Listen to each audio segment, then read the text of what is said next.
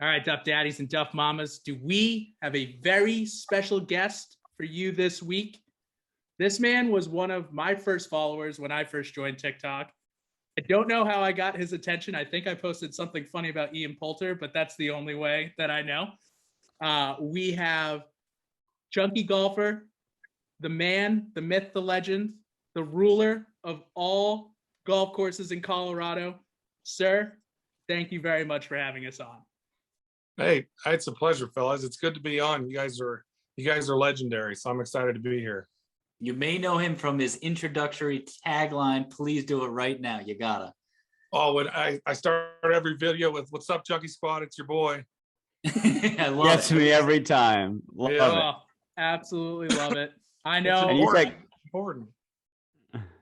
Brandon, I know as a fellow chunky man, I do enjoy just being a part of the nice little Chunky Squad group. That's all I really care about. Everyone's welcome. Everyone's welcome, big and small. There's more big of us than small, I think. So Chunky, you're saying Colorado, I know... Brendan, you were saying Colorado. I've seen you in South Dakota recently, Arizona. Are you driving at all these places? You've taken airplanes? What? No, traveling to play. I'm lucky enough where I get to travel and play a lot. I travel for business in my real world hobbies, and I get to play everywhere I go, or I make it a priority to play. And then South Dakota was vacation, and then Arizona, Utah, that's more business. But it's, if you're going to Arizona, you got to golf, and that's a no-brainer. And I'll golf with anybody, anywhere, anytime. It doesn't matter. It's fun to get out. Real world hobbies. I love that. That's a great one-liner. Yeah. No, I don't have a job. I don't have a job. I have a real world hobby. Yeah, that's how I look at it. That's what, it keeps me sane, because then it's 100%. I pretend like it's fun too, Hey, you get to play golf with them. That's pretty sweet. Yeah, it's cool. It's cool. I mean, my clients or prospects, I'm in sales, and they all like to be on the golf course rather than in the office. So I'm happy to oblige, and someone's got to do it. I'm willing to do it. So I'll play golf. I see you're out there with your dad a lot too. Yeah, my pops and I, we're best friends. He's a huge impact in my whole life. And we've been pretty tight for as long as I've been, old enough to have a conversation. So he was a professional basketball player, and I was into basketball growing up. And so he kind of, I was kind of his next, prodigy, if you will. And so he taught me basketball, and he was the one who got me into golf. And so we've been pretty close for a long time. Chunky, we just let up 99 points as a team in basketball. That's why I'm late here tonight. Nice. Yeah, I coached some high school hoops, and very cool. We let up 99 tonight, but I love basketball, man. That's awesome. Oh, so you gave up 99? Yeah, we gave up. We only scored in the 60s, Chunky. Okay, well, some nights they just don't have it. I coached high school ball for 12 years, so I know how it is. That's awesome. The kids you never know. That's kind of always been my passion. Teenagers, like mentoring, and that's kind of a side thing I do a lot still. But you never know what's going on in their lives. You never know what team's going to show up, and sometimes they're just better than you. 100%. So yeah, that's a lot of fun. So I've had the pleasure of seeing Chunky from when he first started on TikTok, and I like that as a podcast we've kind of found our niche in interviewing different social media legends now, or big time social media guys, and I'm happy to say that and I've had the pleasure of watching Chunky grow from I don't know how many follows in the very low thousands to now he has 30,000 followers on TikTok. Starts every single video with "What's up, Chunky Squad," and it's usually one of the first videos that pops up on my For You page. And every time, every interaction we've had, whether it just be comments in the inbox or anything like that, he's just a stand-up dude, and I can see why he has such a following, because boy oh boy, he's fun to watch. He's fun to watch that club get around, and he has such a smooth swing. So first of all, Chunky, it's an absolute pleasure to have you on here. And well, thank you. I appreciate it. Yeah, it's I wouldn't say, I think the main thing, what you just said, is my swing has to get around. It's like an orbit around my body. So it's a smooth swing because I have to take my time. I don't want to hurt myself. So but I appreciate it. I try and treat everybody well and respectful because, you never know what someone's going through. No, it's always Absolutely. good to be helpful. No, for sure. Chunky. So, one of my first, Tim was one of the first people to get me into kind of the golf TikTok world. And one of my first follows was you, actually. So kind of going through, what made you decide, like, I'm playing golf. This would be fun to maybe, throw it on social media and see where it goes. What made you kind of decide on setting up the TikTok account? That's a good question. So I mean, for the last, I've been playing golf seriously since I was about 23 or 21 ish. So about 19 years basically. And I was always the kid growing up who went to the range with his friends in high school and just hit the ball as far as we could and didn't really get into it, just like to hit it and watch it on TV. Kind of the generation of Tiger fans. Tiger got me into it. I mean, I'm one of those guys. But then as I've grown older and gotten into the professional world, I play so much, and I just thought it was fun to post videos of myself on my personal pages, and people were always like, "Man, you play golf a lot. Like you should think about doing something with it." And I just never really thought about it. And then my sister-in-law, who's actually at the time she was a Utah jazz dancer, she said, you should start posting these videos and see if you can get a following. And there's this new TikTok thing, you should try it. And so it took me a few months, and then I was just like, all right, I'll throw a couple on there. And if you see my first few videos, they're very eclectic in terms of what I was posting. And then I decided, I'm just going to stick to golf and go that way, and we'll just see what happens. And at first it was slow and didn't really care. I've never really cared about how many people follow me. Just like to post videos of doing something we all love. And I literally woke up one day and looked at my phone. And I was like, oh crap, I have 5,000 followers. I'm like, that's cool.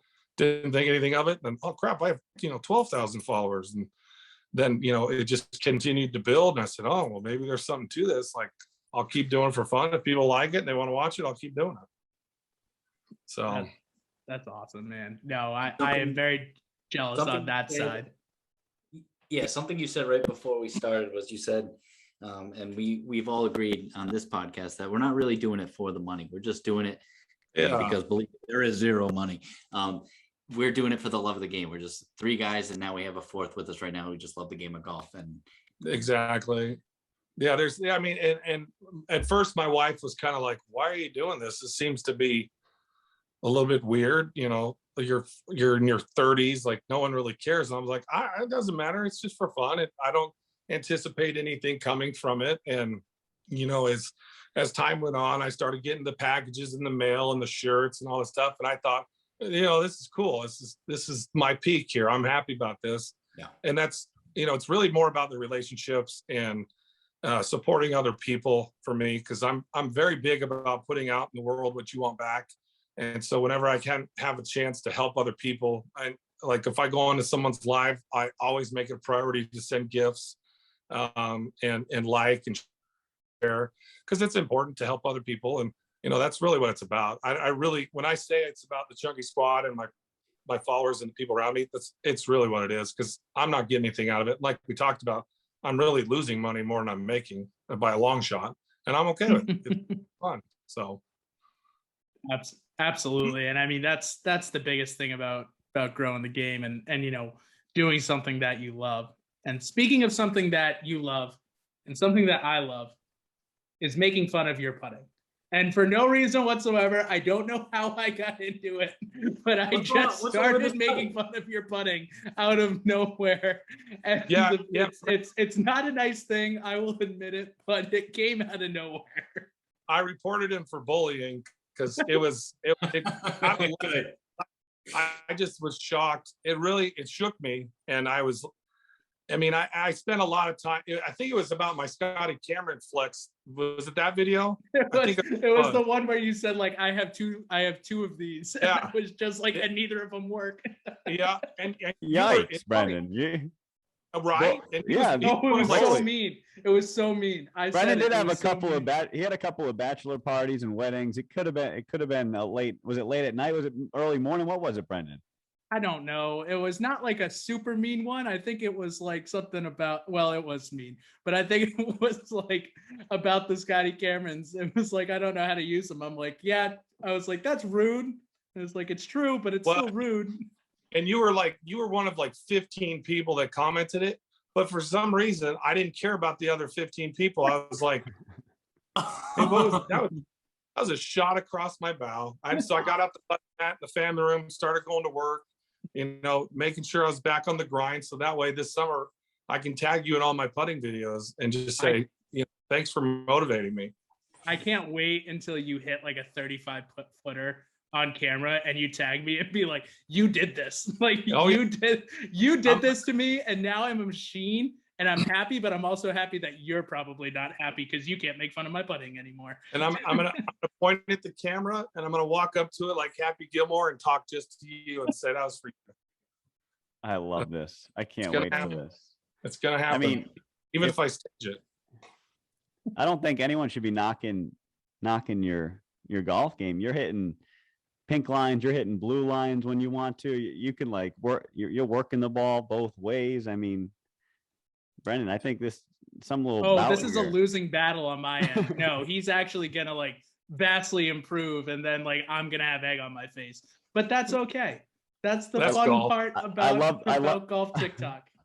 I love the TikTok. What was it? No fun me. Your wife said no to the simulator or the. Yes, that was No. awesome. I thought that was terrific. That was so funny. Yeah, I was begging her. I just said, hey, listen, the base we're in the process of doing this. Let's just throw in a corner.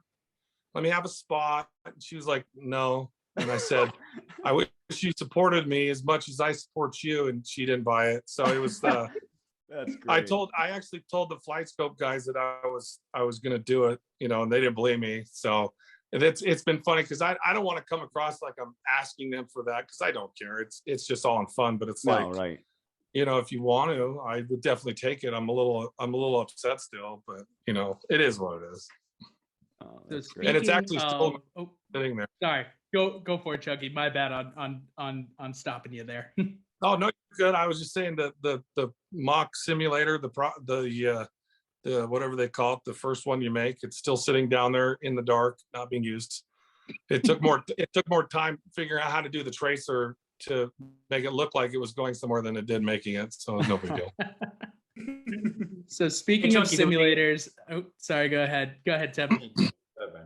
Yeah, so speaking of simulators, I know you're in Colorado right now. The boys up north are in Rhode Island, and I'm usually in Massachusetts, but down South Carolina right now. So one of the biggest things that's coming around is simulator golf.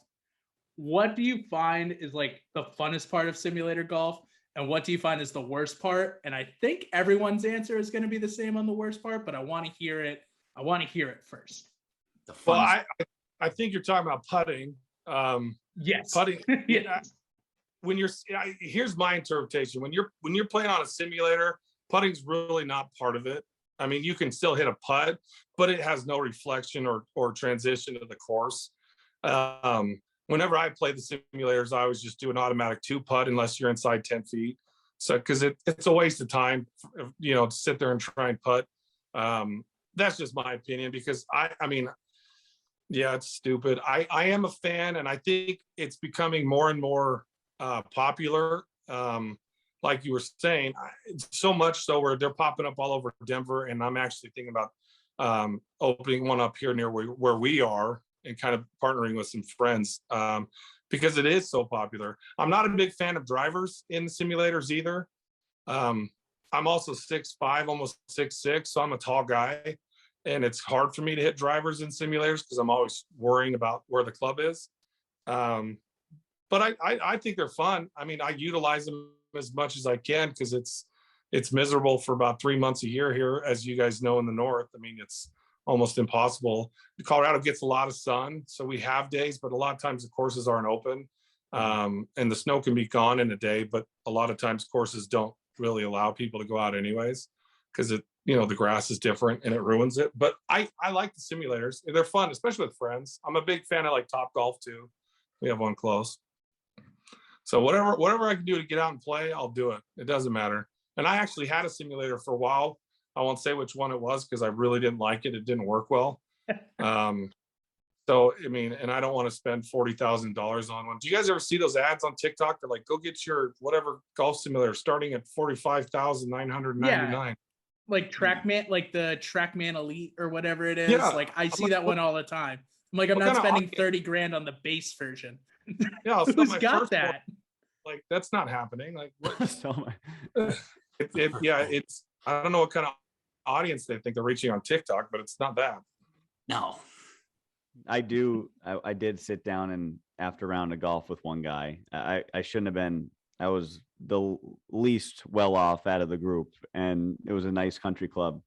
And we sat down after, and this guy said he spent I don't.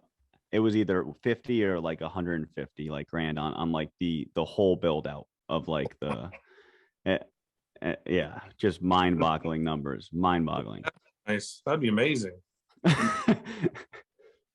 If That I would win be the awesome. lottery, I'm definitely getting one for sure. I wonder what wife's asking on the other end. Like Jeez. what's Well, if you have that kind of money, I don't think she's stressing at all what you're doing. Yeah, true. She's probably Very spending true. all. Yeah, Chunky, I saw you had 2 kids. I got three boys. Wow, lucky Yep. you. Yeah, 10, 7, and 4. Wow. I got a 30-week pregnant wife. Oh, that's awesome. Congrats. Yeah, Very we're excited about it for sure. We haven't found out the gender, so going in blind. Going the And I, old-fashioned way. you're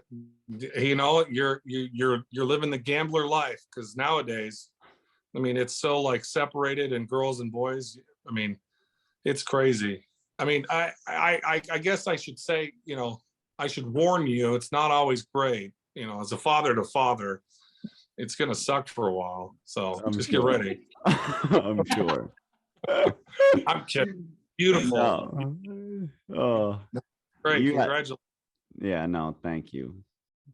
Hey, there's not to completely turn do a 90-degree turn on this interview, but hey, so there was that one video, and it was of an old guy. It said I'm not sure if it was like an uncle or whoever. It said his first eagle ever, and the guy was an absolute hoot. He hit the ball, and like he's like dancing around because it was a great shot, and then he went to go look in the hole, and he's like it's in the fucking hole. And Yeah. was that someone, like a video that someone sent you? Was that something you were a part of? What was that? Yeah, so I actually got tagged in that like 50 times by family and friends. It was someone else's video, but I thought the same thing you did. I was like, this guy's incredible. Like, what an awesome shot. Like, he was just happy to be on the course, and then to hit that shot. And he was, yeah, I actually sent them an email and just was like, hey, congrats. And they follow me on TikTok now. But yeah, that wasn't mine. I wish it was. I'd love to be around a shot like that, especially for someone like him. Yeah, to have the energy that he had at that age it was a heartwarming video that brought a couple laughs, that's for sure. Yeah, a lot of people ask me about that one or the snake one with the other old guy. The snake one, yep. Yeah, that was actually probably the original one that went viral for me on Instagram. That one had like 50,000 views, and that was actually my video. I was the one who put the snake down. Yes. I think so poor dude. He wasn't even in our group. We didn't even know who that guy was. No way. Yeah, he was a stranger. And so one of our buddies punked out playing this real nice course in Golden near Coors Brewery. If you're ever out in Denver, which you guys should all come out and play, we would, I'd take you to that course. It's a great course. It's called Fossil Trace, and it's really uppity. Lots of, you're 3 weeks out to get a tee time easy. I mean, easy. Wow. And so they threw the single with us, and he was telling me how afraid of snakes he was. And I thought, okay, let's see if I can kill this guy, give him a heart attack. And I never posted the full video because he goes crazy. And it'd get taken down for language. But oh my gosh, he was speaking in tongues. I mean, it was crazy. It was so funny. It shook him. He left after 9 because he couldn't recover. Like he was short of breath. Oh, And man. I felt so bad. I legit almost killed. Oh, that's a great story. Oh, Yeah. he's That is definitely now that I recall, that is definitely the first video that I've ever seen of yours. Yeah, that's kind of what started it, actually. In fact, I got a friend in Boston who texted me and said, "Hey, I just saw a video and I thought I saw you on it. Was that yours?" And I said, "It was." It was. So it's a funny one. That's one I'm proud of. For some reason, I'm proud of that one. I don't know why. It's funny. That's great. You can be proud. You can absolutely be proud. Well, okay, I won't be insecure about it. I'm proud. You put Be in proud of effort. it. Brendan, Yep. you some. There's a lot of planning. And if you watch the video, I mean, not to get off track, but it was a whole setup, like, because you can't just throw it down. And he was already at his cart. And I told the third buddy who was riding with him, I said, "Hey, take him over and have him show you that training aid with the orange ball on the end. Have him show you that so I can put the snake down." And my buddy knew exactly what it was. And this guy told him all about it and how it worked and how great it was. And it came back and almost died. So, I'm sorry. If Now I don't feel as bad for making fun of you for the putting. Now I don't feel as bad.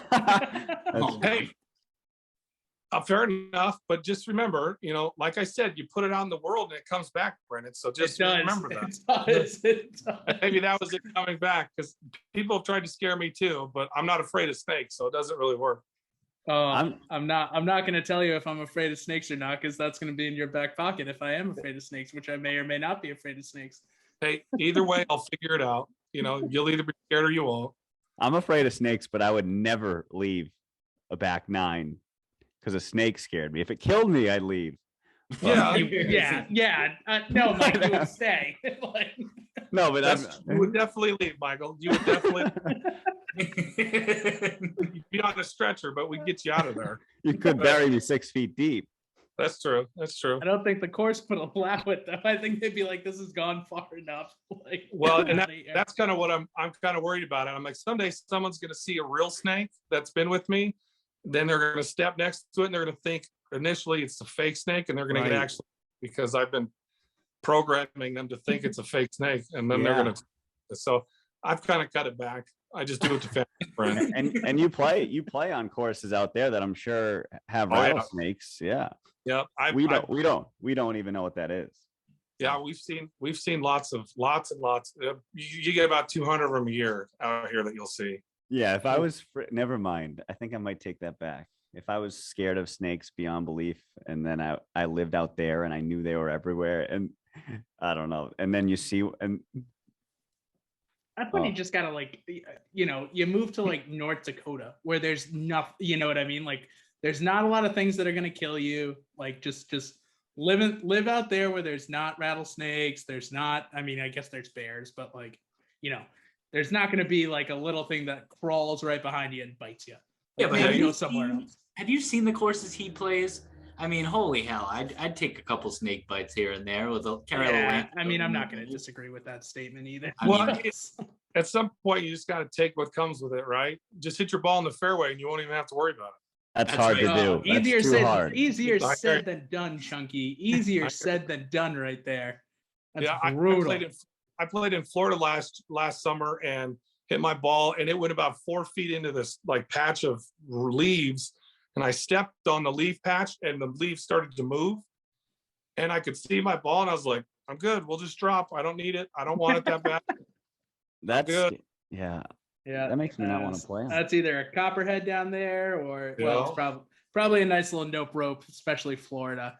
Here in South Carolina, we got the absolute ancient dinosaurs where when they're on the course, you're just like, ball might be, within 3 yards, and you just don't even want to go near them because it doesn't matter. Any sudden movement, they're either going to run away or run towards, and it's literally a 50-50 chance which one they're going to do. So you're just like, we're going to leave that one. we're going to leave that one, and we're going to drop a couple yards away and just keep going. I'm willing to pay for another Pro V1 or whatever ball I have. I don't care. The only thing that's going to scare you around these parts in Rhode Island, is if you're playing at dusk and a frog jumps in the water and the water splashes and you're like, whoa, what was that? Hey, rattlesnakes. I do not envy being fearful of rattlesnakes when I play in Arizona or Colorado golf course. I've been yeah, watching too much Yellowstone. they're very rare. You've Yeah, been I mean, watching Yellowstone? they're not rare, but they don't bother you. They don't They bother. don't, It's yeah. out As here. long as- yeah. Just remember, our ancestors were the ones that did not go west. They stayed here. They were like, this is safe. Chunky's ancestors were like, screw this. We're going west. We're going out there. We're We going to don't make care money. about the rattlesnakes. We don't care about the bears. We don't care about Hey, those freaking big horned sheep that will run into you. Like you guys are nuts. You're absolutely Good. crazy for going out there. The good thing is that's never happened. No one's ever been killed by a bighorn sheep, but we can Kinda pretend. cool though. That would be a good, Pretend. That'd be sick. way to go. That'd be the ultimate way to go, to think about it, being the first, and we are off the rails, which is great, but being the first person to be killed by a bighorn sheep, like that's an accomplishment almost. Like, Yeah, that would have to be an accident. Like something weird would happen because you wouldn't get close enough for it to get mad at you anyways. oh That's- man, that's funny. So Chunky, you said you travel a lot for work. Is there any like awesome golf courses that you played because of work, or what is, even if it's not for work, what's the best golf course you've ever played? Oh man, that's a great question. I think for me, I love Colorado courses. I love the mountain courses. There's some cool ones here in like Keystone, Breckenridge, ski towns that are open during the summer for golf. If you can ever get out and play mountain golf here, it's a lot of fun. Beautiful scenery and your ball flies. But I would say with work and with personal stuff and travel and life experiences, I've played Pebble multiple times. I love Pebble. I love Bay Hill in Florida. That's the top three for me. There's just something different about it. And I would say top three for me would be Wailea Golf Club in Maui is probably number one for me. That's the Tony Open, right? No, that's the Plantation. Oh, gotcha. Kapalua. Okay. Yeah, that's on the north side of the same island. Great course though. I've played that once, but it was kind of mid-season when they're prepping, because their whole season is getting ready for that one tournament. Mm-hmm. So it's kind of gimmicky when it's the off season. Great course though. But I would say Pebble number 2, Bay Hill number 3, and then probably like Torrey Pines. I've played Torrey Pines South. All great. And then a couple local Colorado courses, because Colorado is pretty unique, where you have a lot of different scenery and a lot of different styles of geographics, whether you're in the mountains or whether you're in the rocky cliffs. There's a course here called Arrowhead that's really cool. I've got a couple of videos. It looks like red rock. It's got all the red rocks going through the course, stuff like that. But those three would be my top 4. Is one of those the Red Rock one? Remember there was a video you posted a while back. It was you on it was a driving range, and it was the most beautiful driving range I've ever seen. Was that Red Rock? Yeah, no, so that's called Arrowhead, and that's the Red Rocks. So have you ever heard of Red Rocks Amphitheater, like U2 Live at Red Rocks? So there's a whole strip of those red rocks that run along the front range of Denver.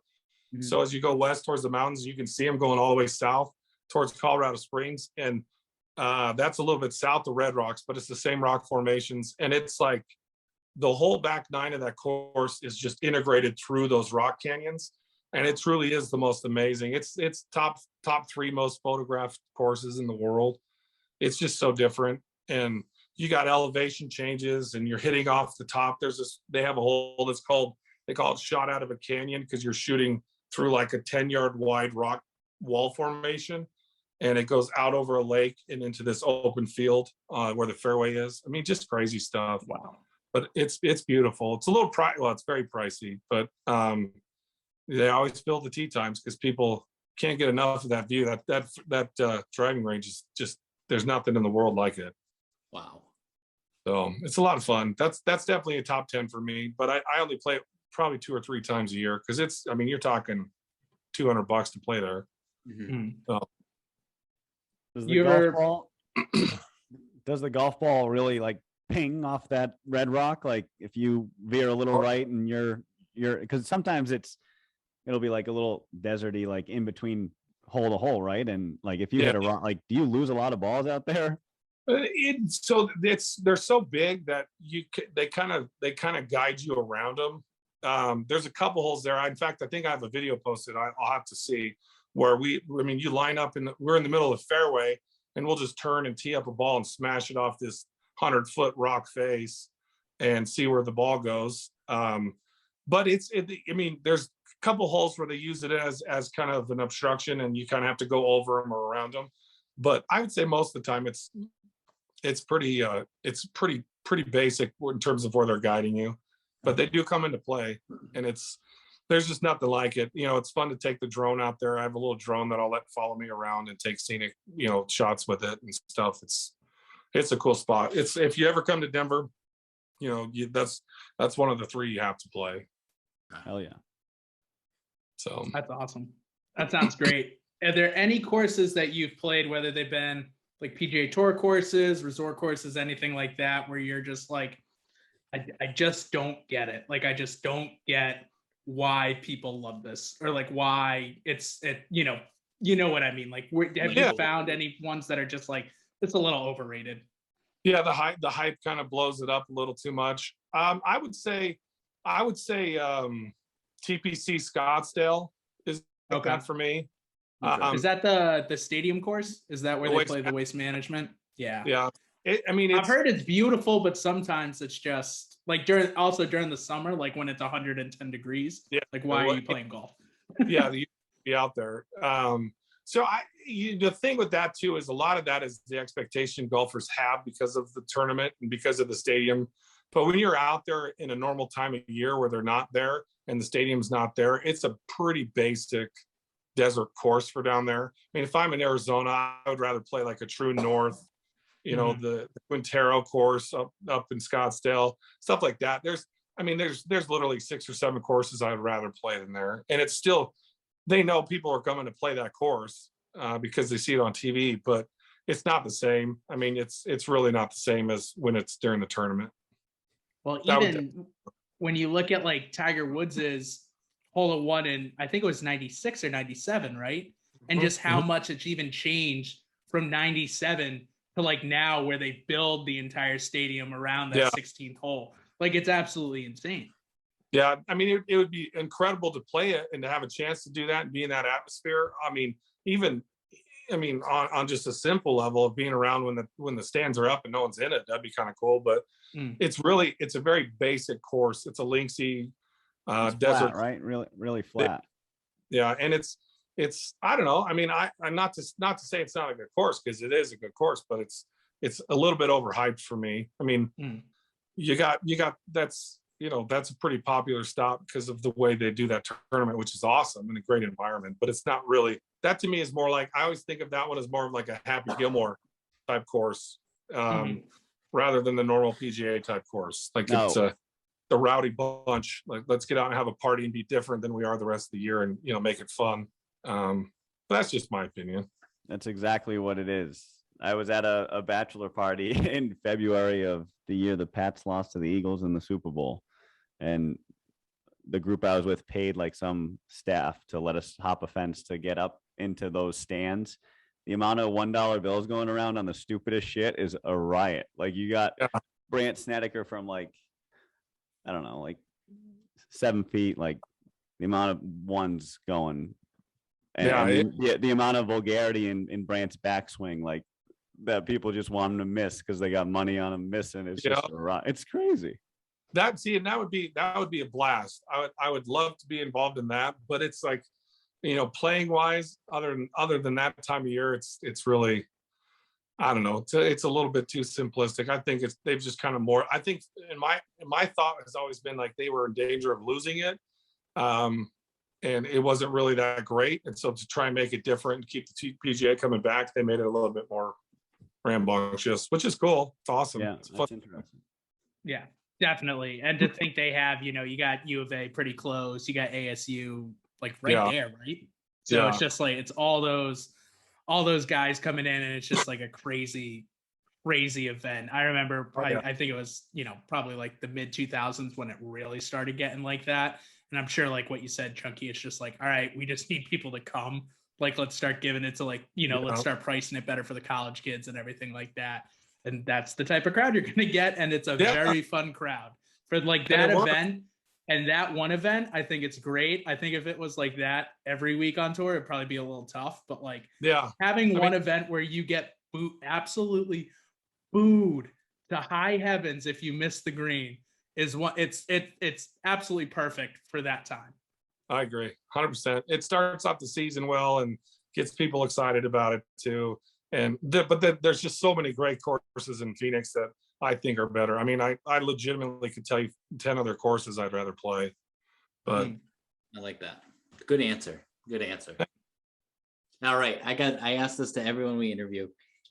Chunky, any hole-in-ones? And if so, what club, what hole, what yardage? Give it to me. So the long answer or the short answer is no. I have none. The long answer is I've been so close. I mean, this is not like one of those stories where the fish gets bigger and bigger. Like, like I legit have been so close so many times, and in situations that are different than just an everyday. I was the closest I've ever been was hit the pin and stopped on the lip. And it was at Keystone up in the mountains, and it was in a tournament, and it was for a Lexus when I was 19 years old. No. Yep, it was They down. didn't give it to you? No, in fact, it was closest to the pin, and someone said they were closer than my ball, and they won the wedges that were the closest to the pin. You were So it 19. They So took you were advantage basically of a in the 19 hole. year old. Like you were basically in the hole. I kid you not, half of the ball was looking down into the hole. And It so was- I'm guessing if you would have pulled the pin, like you could have pulled it, I guess, some way that would have been like maybe have rolled it in or like something like that. yeah. And Oh, yeah. someone said that they got it closer than you. Yep, and it was some big wig from the company that was sponsoring, so they didn't even question it. But I was more upset about the fact that I didn't get the Lexus that was sitting there. I in fact Never didn't mind even. the wedges. Who cares Yeah, about the they- wedges sure. when you could get the Lexus? It was so crazy because it was downhill. It was like 185 ish, and I said it's downhill. I'm gonna hit my 8-iron, and I'm just gonna. And that was back when I was young and swung as hard as I could. And I hit it, and the guys I was playing with were like, "Oh no, that's short." I'm like, "That is all over it. Like, what are they talking about?" You know, that slow motion in your swing, you're holding your pose, and you're like, "Holy cow, that's gonna be good." And it hit the hill behind it, spun back, hit the pin, and then popped out. And I was and there was 30 people down on the green watching for insurance stuff. There was a whole company that was down there, and they were all screaming. So we thought it went in, and it didn't. So it's a great sport, but it didn't happen. So. Hey, Timmy, I don't think we're gonna be able to ask this question anymore. I mean, look at the frustration that is coming. He's about to run through this. He's about to turn off his camera and go to bed. I mean, this is worse than Brandon's golf like putting stuff. Yes. Hey, none of us have had one either, so it's not We're like not we're even over close. here. Yeah, I've been pretty good amount of I- time. Nothing crazy. Still chasing the I saw buffalo. I saw some stuff on TikTok, and some people were talking, and they were basically like, if it's under 100 yards, it doesn't count as a hole-in-one. And I'm sitting there, I'm like, there's a tournament on the European tour that the hole is 75 yards. Now it is almost completely uphill, so it's a little different. Like the tournament, the Danish Denmark tournament, whatever it is, it's so sweet to watch. Like the best part about European tour is like 7 a.m. you get to turn it right on and you get to watch that stuff. I love the Golf Channel for that. But I'm sitting there and I'm like, if it's like 95 yards and it's Pebble, that one court, 7 at Pebble is 105, and some days it's like 85. That goes in. I am prancing around that course for the rest of the day. I can shoot 125. I don't care. I'm going into that bar. I'm buying everyone around. I am counting. Where's that the line one. though? Where's the line? Like mini golf? Does that count? What if you play a par 3, 18-hole par 3? Like that? Does that count? I would count that. It depends. I wouldn't count that. You going over to Shadowbrook? Shadowbrook doesn't exist anymore. MGA away. If you're playing it like a pitch and putt type of place, that's different. But if you're on like a regulation course and they move the tee box up to repair something else and you hit the hole in one, Like, I honestly, at this point in my life, you saw how depressed I just got. I would take it. I would lie about it and say it was 195 and I hit my 7-iron because I'm just that big off the tee, and I wouldn't care. I wouldn't lose any sleep. That is the old Brian. I know we're talking Boston sports, but that is the Brian Scalabrine right there of not playing a single minute in the NBA finals. And he said, by the time I'm 60, I'm going to tell my grandkids I won the MVP. Like, you know what I mean? So, and he can ball too. So it's not like he's I all day long. I think if someone, I think those kind of people have already had hole-in-ones, or they'll never get one because they know they're not that kind of golfer. It's the people that really frustrate me that have multiple that are just terrible. Like my youngest brother, he had 2 in high school and he had never played. Like, I mean, I'm talking about a pitching wedge from 100, like he was hitting his pitching wedge from 100, and I think he said 10 yards out from the red tees, and he bladed it, and he said it didn't get off the ground, and it rolled down the hill, green and into the hole. And That's he thought bullshit. he thought that was cool, and he was all ridiculous. I'm like, dude, that's not talent. That you didn't do anything there. That is the definition of luck. That infuriates me. So, and then I'm out there trying to stick it close, and I don't hunt for hole-in-ones, but I mean, when you do have that moment, like, oh crap, that could go in, I have the opposite luck where it's like, oh, I'm just going to look in and then go away. So we live to find it another day. The great white buffalo hunt continues for me. Well, it continues for all of us. I may be with Mike on that one. I don't know if we can ask this question again, Tim. Like, it's cool. The anger, cool. we have to ask it to a person who we know has gotten a hole-in-one prior, so that way we can just like slowly bring it back and be like, okay, we got one person. No, I think it's good. You guys understand to watch people. It's good. You keep asking it. It just invigorates the desire to get it again. This is going to be asking it. This is going to be the year. You keep filming, Chunky. You'll film that. Your dad will be pulling that out of the hole for you in a matter of no time. I can just. And I will actually no, Chunky. Your luck. Both all 3 of your sons are going to have them before you. Oh, that is worse than me making fun of your putting. That's worse. I'm just prepping. I'm getting the mind ready for the moment if it happens. It's prep because I got to be able to mentally handle it. Like Tim, he hasn't said anything in the last few minutes because I think he feels bad. But I appreciate you being real with me, Michael. That's important. Should I ask the next question you always ask, Timmy? No, you got it. Because this will be a good redemption question. Which one? Oh, the you know. Yeah.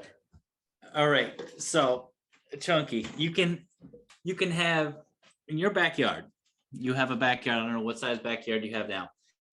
We're gonna go. If you could have any hole as your backyard, that any hole in the world, just that one single hole, it comes with the scenery around it. Say you're into scenic holes or something like that. It goes the exact yardage, and you have all the room in the world just for that one hole. If you could have one hole as your backyard hole, which hole would that be? Gosh, that's a tough one. So I my first thought goes to Augusta because Augusta's Augusta. Mm-hmm. But I've never played there, so I feel like I've played a couple holes where I felt like this is the coolest hole I've ever played. I think of like Pebble number 18. I think of Pebble number 7. That's what we said. Those are the 2 ones we said. Timmy said 18. I said 7. Yeah, those ones. This was on a previous season, Chunky. Brendan. What did you know? What mine is? Oh, yes. Mine is basically my backyard already. Yeah, you went with it. 18 Harbortown Golf Links where they played the RBC. So I live about 1.5 miles from the course down here, and it's that's on the list. It's the biggest fairway in golf. I miss it every time. Every time. At least you're playing that hole. I don't know. I think part of me would want to say 18 at Pebble just because it's a par 5 and it gives you a lot more beach real estate. You can't say it. It's already been said. Got next answer. There you go. You can. No, give us another one. 7 or 18. 7 and 18. You've played them. One more. Yeah, I like number 2 at Wailea in Hawaii. If you guys have ever played that, that one's pretty cool. Gosh, I don't remember. That's good. I just needed one more. I'm gonna go look up because I don't know that course in Hawaii well. Yeah, it's pretty cool.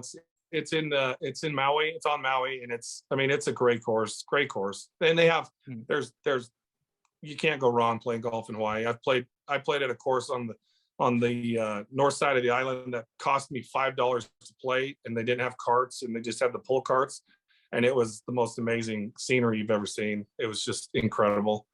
So you can't. $5 you said too? Yeah. They basically paid us to play it because they're just like, hey, yeah, come on out. Like we walked up and I said, hey, I have my clubs in the car. How long would it take me to play? I got to catch a flight. And they're like, oh, as fast as you want. You can play as many holes as you want. No big deal. I mean, just that Hawaiian lifestyle. It was awesome. It was so cool. Wow. Oh, now I'm jealous. Now I got to find that's another goal. Add that to the goal. Find that golf course. That's amazing. Yeah. Any course in Hawaii, you're going to love it. Yeah, I would say if I didn't pick 18 at Harbor Town, I'd probably go, and this also goes into our arguments, which is later, which is I'll ask after this. I would probably pick 18 at St. Andrews too, because I just love that. Yeah, it's not 18 at Carnoustie with that stupid river with the stupid burr right in the middle of it too. So I love that hole. My question to you for like this kind of, we do a little bit of rapid fire too, but the first one I always do is rank the 4 majors best to worst in your opinion. I think the Masters is best for me. I'm not a big guy. I don't necessarily like the Open. Depends on where they're playing it. It really bothers me that I can't watch it. But I mean, it's good golf. This is a win-win. That is true because it's even 5 worse. hours for us. Yeah. It's what, 7 or 8 for you guys. Yeah, right? it's 7. You got to for wake me. up at 3 a.m. basically. Yeah. Oh. And if you record it and get up and watch it, by the time you record it, you're already getting your Bleacher Report numbers and all that crap. And so it's a little frustrating. And now if Tiger's in the race or Phil or any of the big guys are playing well, I'll watch and catch up. But I would say Masters is number 1. I like the US Open. I don't know. It's 3 and 4 kind of, even for me, that's probably not the best answer. No, first and second are right, and 3 and 4. Yeah. We don't need to talk. No, Brendan's number 1 is you saw him squirm a little bit there when you put British the Open last. Yeah. Knife in his heart. You stuck that Scotty Cameron. I actually, and right this is a contentious on the podcast regularly when it comes to the Open. I personally, personal opinion, like the Open as my number 1 and I don't play I hit the ball very high, so I could never play links golf to save my life. But for some reason, I love every course they play there. Last year, they were talking about how Royal St. George was going to be an embarrassment to the Open, and it was impeccable. Like, so I sit there and I'm sitting there, I'm just like, this is, it's where golf began. It's an unbelievable story. Royal Port Rush. I'll never forget Shane Lowry in the pubs afterwards singing Fields of Athenry while he's holding up the British. Like, I love that stuff. It's a nostalgia thing. It's like a look back, but I mean, yeah. So that's why it's my number 1. But I always say that. I get it. I get the reasoning. I just don't agree. Yeah. Thank you. Hey, we're an agree to disagree podcast, so that's okay. There you go. That's all good. I think besides that, my favorite one that I also ask is you have you can pick two guys. So there's 2 guys that you can play with, and it's basically 2 eras. Would you rather play with Tiger and Phil or Arnie and Jack Nicklaus? Oh man, that's a tough one. That's tough because in their prime, by the way. So you're not getting 80-year-old Jack Nicklaus and Arnold Palmer. You're getting in their prime. Are you saying Nicklaus. they're who am I taking if they play against each other? No, so you get to play with them. So they're a twosome and you're their third. Who do you play with? Well, which twosome do you pick? To me, it doesn't matter if they're in their prime because they beat me regardless. They beat us all. They would destroy us. So that's neither here nor there. So for me, it's hard. It's really hard to pick against Tiger because I'm a Tiger guy. I would love to play with Tiger, and Phil's a great.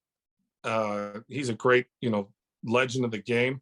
But I mean, imagine the stories those other two have. I mean, and the knowledge and the being able to see and talk about the progression of the golf history through the 50s, 60s, and 70s. Oh man, I'd have a really, really hard time picking against Tiger, but I'd have to say Jack and Arnold.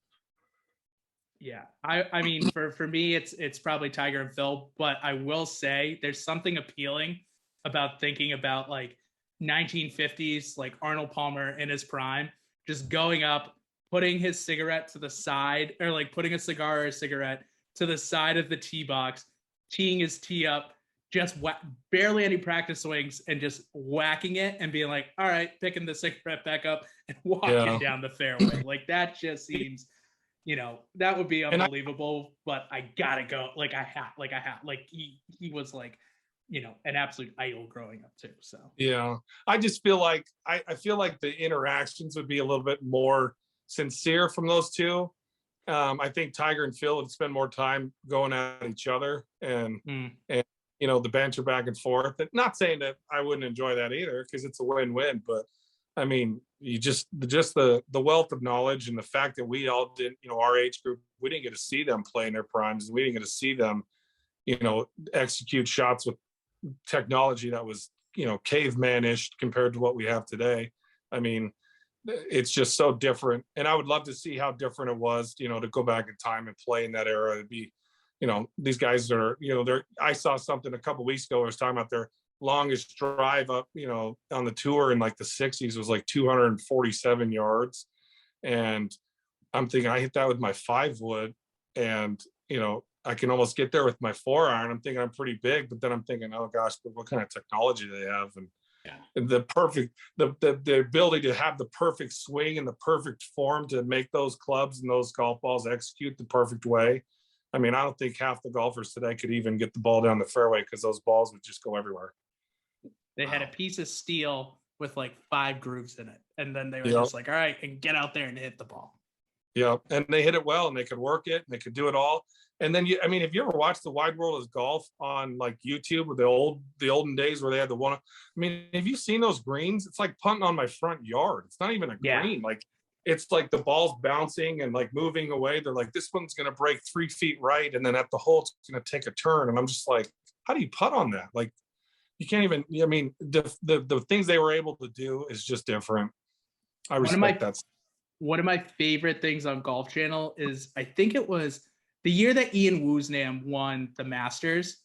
That was like the last year that they had, or not the last year, but it was coming towards the end of the steel spike eras. But it was still like, okay, these cameras are like pretty good now. Like, it was late 80s, early 90s. And just seeing the green ripped to shreds because people are wearing like the 5/8 of an inch, just steel spike on the bottom, and just seeing that. And I'm like, how did these guys putt on this? Like, imagine that now, like Justin Thomas would be going around like fixing every single ball mark. And I'm the guy that leaves the craters because I'm so huge that, if I step next to the hole, I create a divot. So it's like, imagine adding spikes to that. It wouldn't work. Crazy. Absolutely crazy. I like that. I like that. When you said you would almost rather, I formed this opinion after this, but you said the wealth of knowledge that Jack and Arnold would be able to tell you. And Brendan said you get to golf with them in their prime. I would almost rather golf with them, 1 year before Arnold died and Jack now, rather than in their prime, because you're so right. Just the stories they have, I think I'd like that better. Yeah. I've heard some incredible stories from different people about Jack and Arnold. And it's funny, my dad, Papa Chunky, as we call him now, I made him a hat that has this on it. Mine says Chunky, awesome. Chunky, but his says Chunky, or Papa Chunky, so he's pretty proud of it. But he actually went to the Masters the last time Tiger won, and he was able to sit with Arnold, Jack, behind the ropes at something, and Jack Nicklaus sat there with him for 10 minutes and just talked to him. and treated him like he was just an everyday friend, like didn't have any issues. And, my dad didn't approach him. He was just, they made eye contact and he said, "How you doing, Mr. Nicholas?" And just the different generation, that generation is so powerful for the whole, spread of wealth they bring, not just in golf, in the world, views. And so that kind of stuff to me is really intriguing. I like learning from the past to improve what we're doing moving forward. And those guys are, they're great at what they did on the course, and they're even better off the course. Bingo. Well said. Yeah. Terrific answer. Thank you. Terrific. Wrote that one down. I was trying to wrap my, like, no tiger, like, you really no tiger, but no, it didn't feel good coming out either.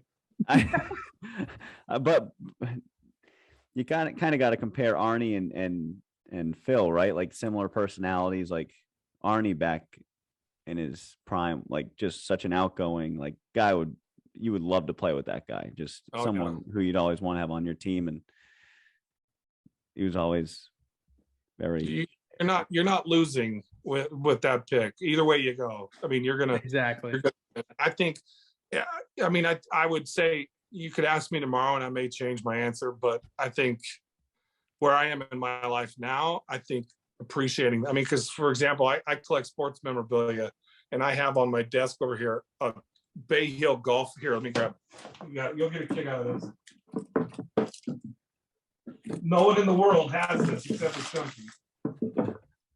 And it's not because I stole it, but I may have.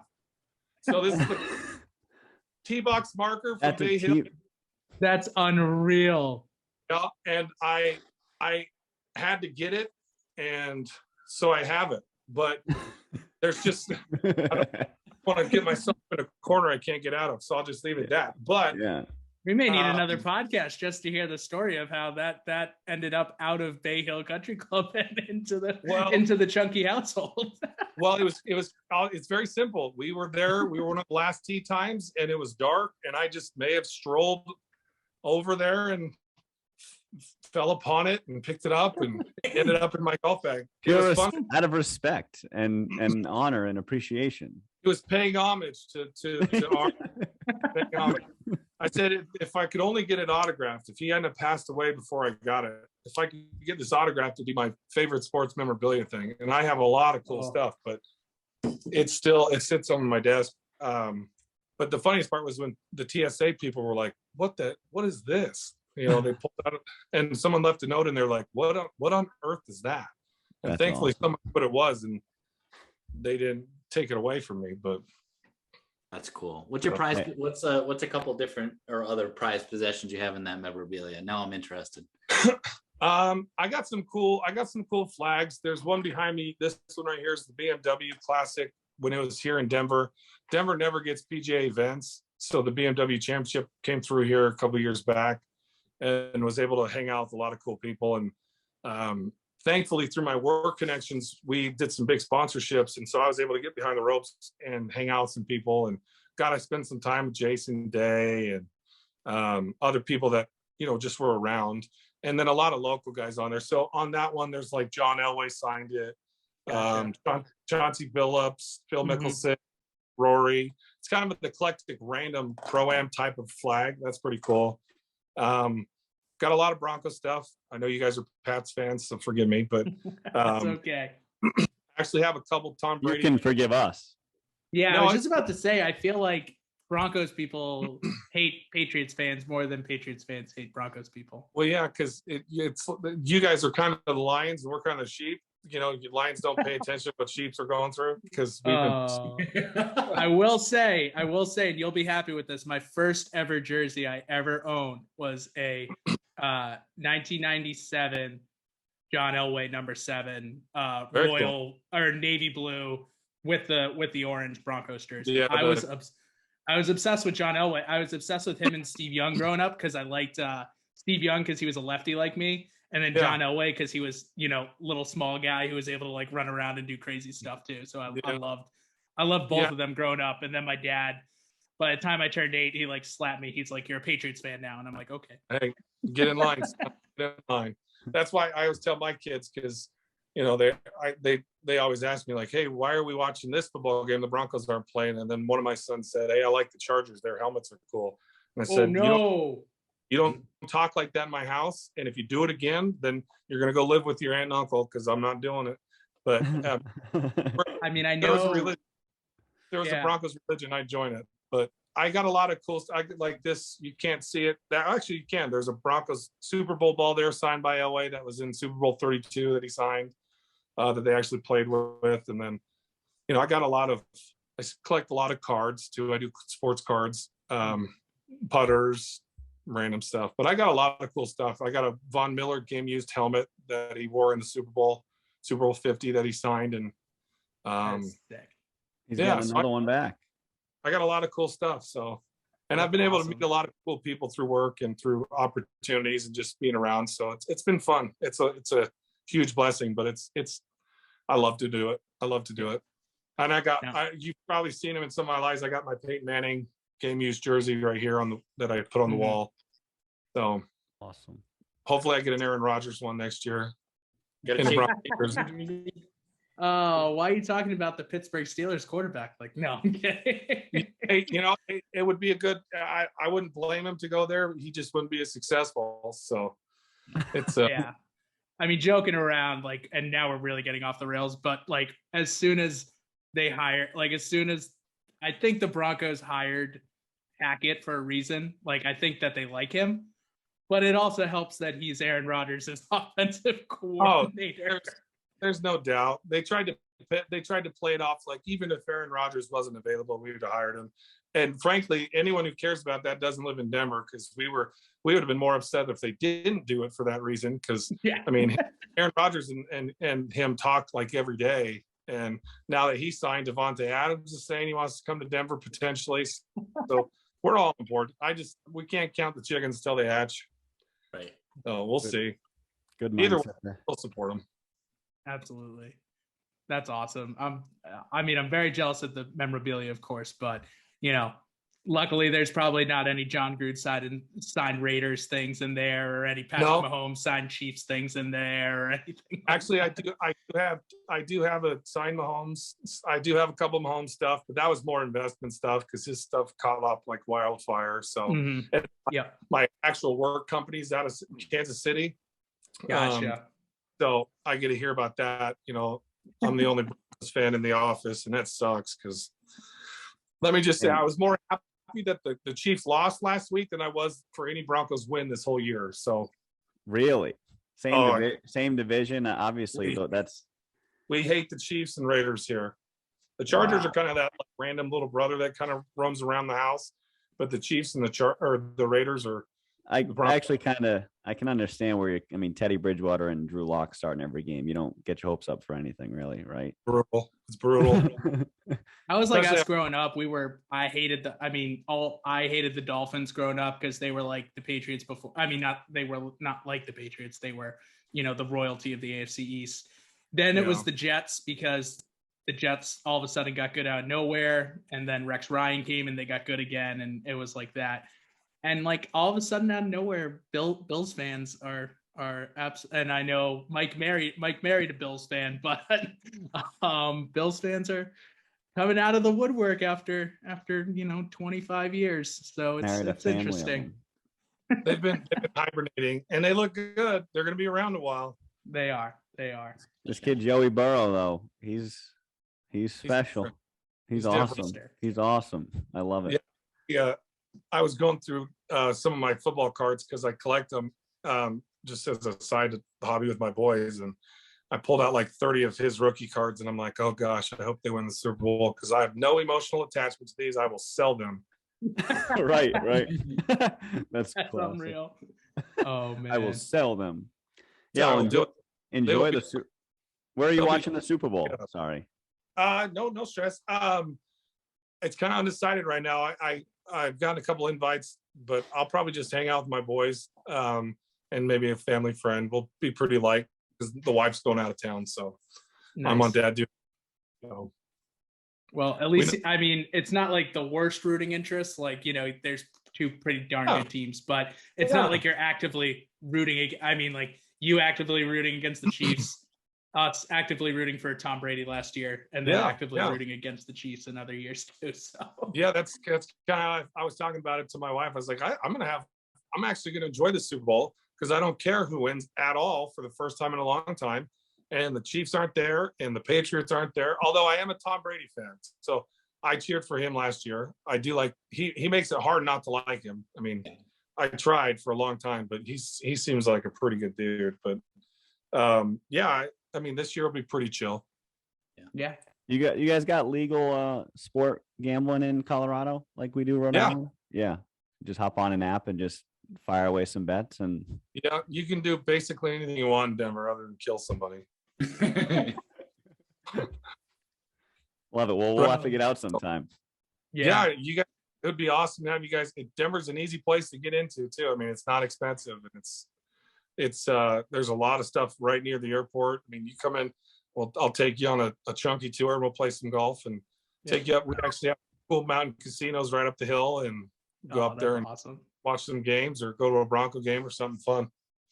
Yeah, for some of our listeners who do listen once in a while, we've been talking about doing a trip, like a boys trip, and we've been talking about me spending stupid money on a silly trophy that we don't need, but we're still going to get it, and we're going to call it the Duff Cup, and we're going to go somewhere every year. And so we'll definitely have to get Colorado on there for the Duff Cup, because the way you were just describing that one court Arrowhead sounds amazing.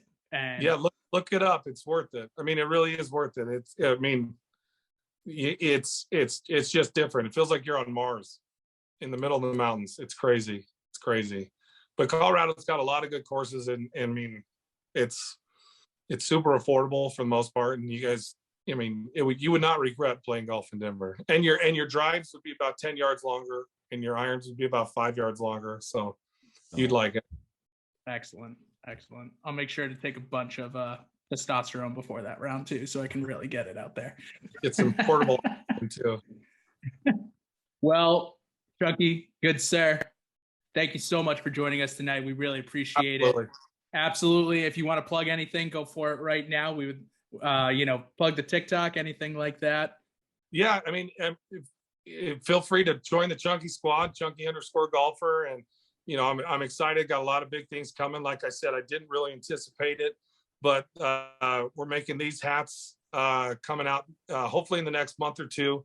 It's just all on back order. But a lot of merchandise coming up, a lot of good opportunities. I'm going to be traveling again here in the next month, so I'm going to get. My goal is to get with a lot of TikTokers and go play golf where they are, including you guys. I'd love to come play out where you guys are. I've never played in the Northeast, so. And then South Carolina, I mean, you guys got some sweet courses out there. So, yeah, I mean, anytime anybody needs anything or needs any help on, anything, I'm there. I'm happy to help anybody out with anything and collaborate and do stuff. And I just appreciate you guys letting me come on and, spread love about the Chunky Squad. And I appreciate you guys' support. Hell yeah. Absolutely. Chunky Golf for everyone. Thank you so much. Wait, I appreciate it. Oh, well, I noticed the Master T, and I know you said your dad went to the Masters, but I think we should start doing this from when we interview people is take their Masters prediction. Just pick one person who they think is going to win the Masters. By Masters time, we'll see who's the victor. I'm going to say Tony Finau. Tony Finau. Okay. I love it. Charlie Hoffman. Let's do it. I'm a big Tony guy. He's friends with a couple different people I know out of Utah, and there's not a nicer person in the world. I mean, the guy, you wouldn't even, if you saw him on the street or on an airplane, you would have no idea he was a professional athlete or he made as much money as he did, and he'd give you the shirt off his back. So I really respect him. And he's tough. I mean, when he broke his ankle or snapped it, oh yeah, I almost passed out watching it, let alone put it back in and played the next day. So pop it back. Crazy. Absolutely crazy what he did. Oh, even if he doesn't, I'll be cheering for him. Absolutely. We got one, so that's good. We're gonna have a full list, and maybe we'll make a daily if we can afford it. Maybe we'll make the daily fantasy team. Everyone who picks it, so that's awesome. Great. Well, thank you so much, Chuggy. We appreciate it, man. Absolutely, fellas. I appreciate you, and keep doing what you're doing. I'll continue to support it, and I'll make sure I share all this stuff and get you guys growing up. Great. Thank you. You're the man. Thank Thanks, you. fellas.